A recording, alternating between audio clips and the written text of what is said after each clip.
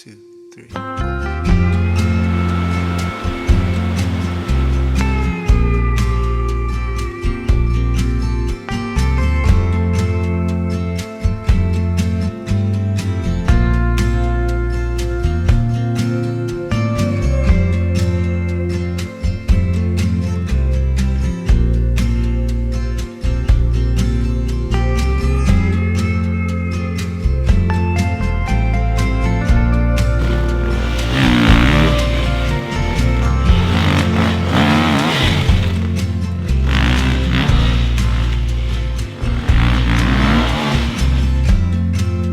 Hi, I'm Ron with Dirtbike Magazine, and it's dual sports season here in Southern California. We're happy enough to have the Beta 350RR-S, which is one of our favorite dual sport bikes. We're gonna go riding.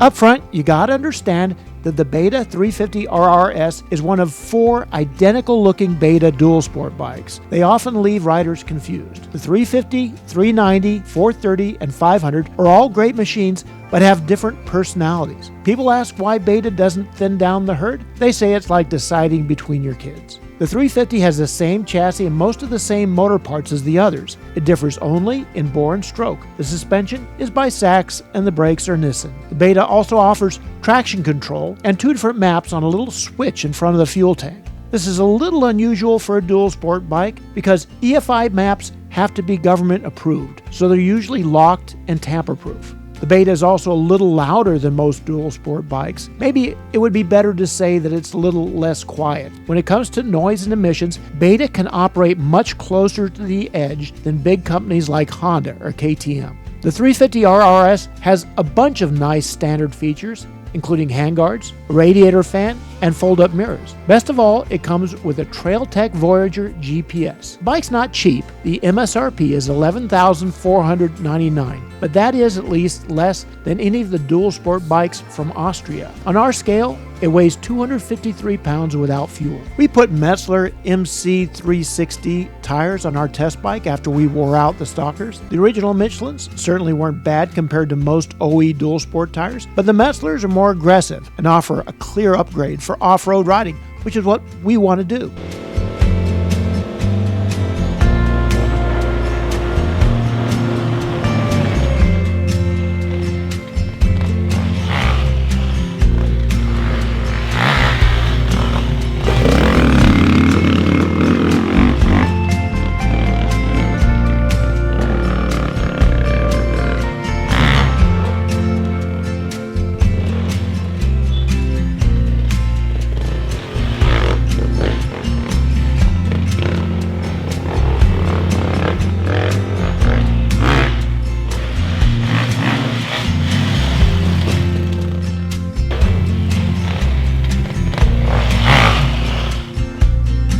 You have to understand that this is an off-road bike. It's not for commuting to school or work. It's not an adventure bike either. There are less expensive bikes for that kind of work. On the other end of the spectrum, it's no race bike. The power is respectable, but not in the same league as a 350 or even a 250 motocross bike. There are certain compromises that have to be made for the sake of emissions.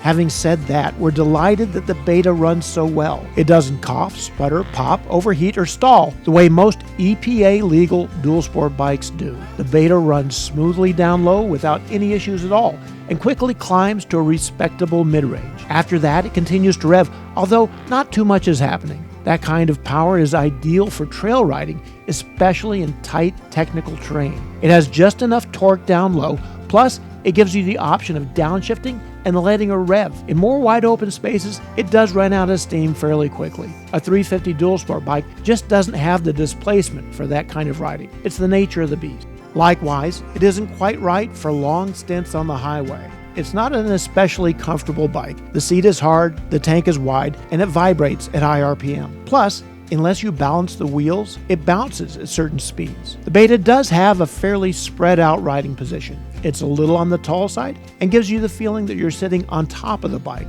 rather than down in it. The suspension is soft, of course, which is appropriate for a dual sport bike. It's excellent in rocks and on low-speed technical trails. When you get into deep whoops, though, it's quickly overwhelmed and prone to quick chassis movement.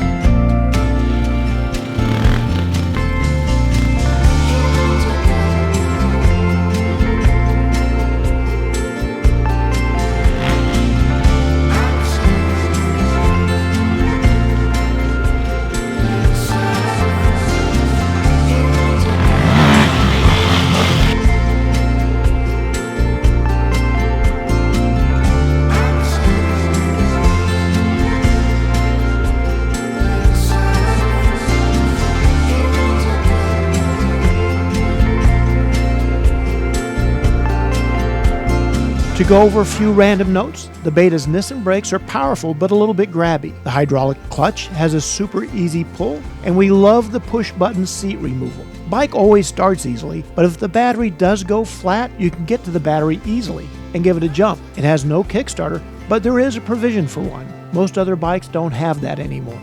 It's impossible to provide a meaningful fuel range because no two rides and no two riders will have the same results. We can only report that the Beta's 2.4-gallon tank made it to the end of a 60-mile trail ride, all on single track. The fuel light came on around mile 50. The Beta's mirrors fold up and tuck out of the way, but be forewarned that the hinge is plastic and that can break. So can the license plate bracket, which is very bouncy. On the other hand, we love the Voyager GPS on the Beta. We wish all dual sport bikes had this.